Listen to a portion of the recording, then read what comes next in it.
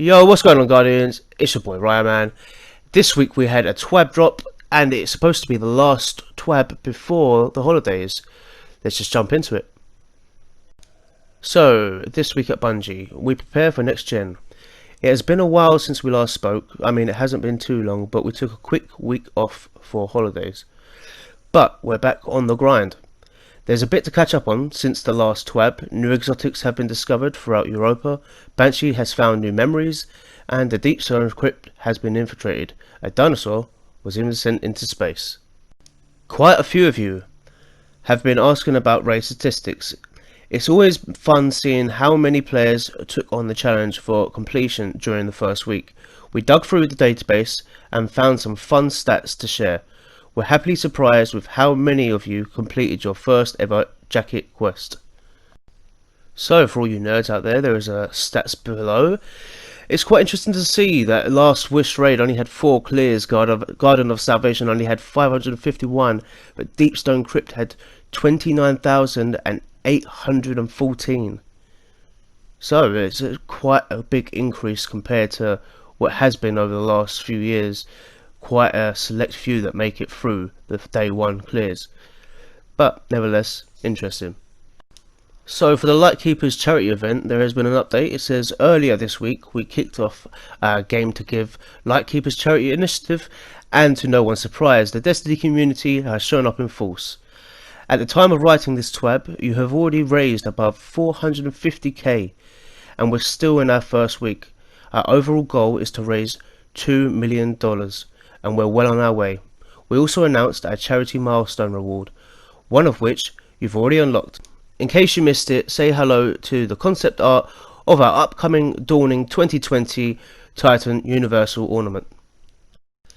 If you'd like to chip in a few dollars for charity, head over this way to help out and donate. We have more Dawning concept art to share and some lore readings from special guests once you have broken $1 million donation mark. We already have the Dawning for the Titan Universal Ornaments at 250k. Sorry, at 500k we have the Warlock ornaments, the Hunter ornaments at 750k. For 1 million we have a Legendary Award preview, and for every 100k after we'll be getting a guest lore reading. I'm hoping from Bife. Moving on to the Iron Banner. With the raid done and dusted, Lord Saladin is ready to get Guardians back into the Iron Banner. This will be the first Iron Banner to feature stasis powers, so we're all excited for what's to come. For any new lights out there, Iron Banner is a limited time 6v6 crucible activity with power enabled combat. While artifact power is disabled, you'll want to infuse and equip your most powerful gear before jumping in. Similar to Control, there are 3 zones on the map for your team to capture. The more zones you hold, the more points you'll get when defeating Guardians. If your team is brave enough to capture all 3 zones, the opposite team will be locked out of capturing zones for a short duration. In other words, this is your time to shine while your enemies cower in fear. To say it clearly, capping those zones is one of the most important things you can do. Stay close to your teammates, slay your enemies, and enjoy the spoils of victory. Lord Saladin can be found in the tower offering Iron Banner bounties with pinnacle gear. You'd like to adorn your Guardians in Iron Banner themed loot, he's got you covered. 2 weapons from your first year of Destiny 2 have been reprised, now featuring random rolls. Additionally, the Iron Will armor set will be making a return, updated to accept new combat mods. Iron Banner begins at 9 AM on December 8th, running through 9 AM on December 15th. Truth be told, you'll be downloading an update right before Iron Banner becomes available. You know what it means, it's time for patch notes preview. It's all in the patch notes. December 8th can't come soon enough. In just a few short days, next generation enhancements will be coming to Destiny 2. In case you missed it, a next gen article, here's a quick refresher on the updates coming next week. There's a list of all the updates coming to the new generation consoles. if you're interested in that sort of thing, give it a quick read. So, moving on to some more interesting issues, Destiny 2 Update 3.0.1 has quite a bit under the hood. The team has been working on some bug fixes for issues found around launch, but we also have a few promises to keep. Let's dig in. So, the Prophecy Dungeon will be returning to Destiny 2 on December 8th. The endgame activity is free to all players. Powerful rewards may be earned from each checkpoint once per week. Players may complete the dungeon once per week to obtain a pinnacle powered reward, and previously featured weapons and armor rewards are available once more. So, the Destiny Companion app. Beginning next week, players may acquire bounties from Destiny 2 vendors using the Destiny Companion app. Bounties may also be acquired when players are offline, in orbit or in tower.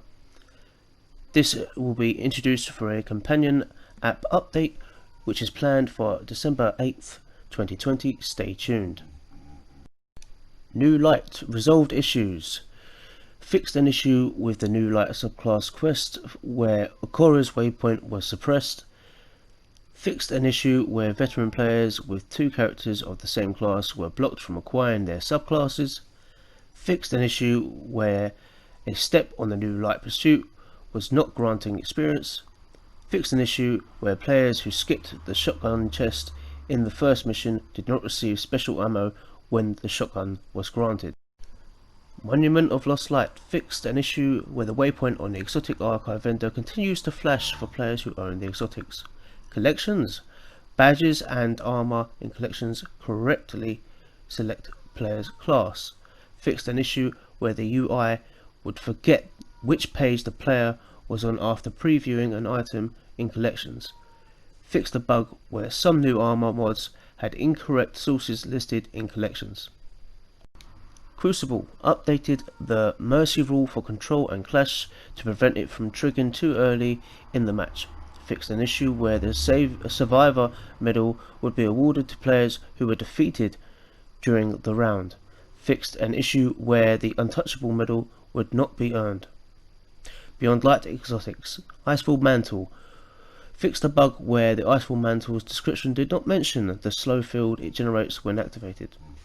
Mask of Bacchus improved the readability of the visual effects when other players wearing the Mask of Bacchus shift directly towards you. Updated the description string for Mask of Bacchus perk to correctly describe its damage bonus, which applies only to combatants and affects all arc weapons damage and all damage against slowed enemies encased enemies. Additionally, fixed an issue where the damage bonus was applying to players who are slowed or encased in Crucible and Gambit. Neurotic Grips fixed an issue where being killed by the effects of neurotic grips would show as being killed by the architects. We'll have a full list of patch notes ready to go on December 8th when the patch becomes available for download. So that's it for me, Guardians. There was some known issues that are being resolved at this moment in time. There is a bunch of them, but we listed them in the last TWAB update. So, Guardians, I hope you have a lovely day. Enjoy your weekend, and I'll see you next time. Goodbye, Guardians.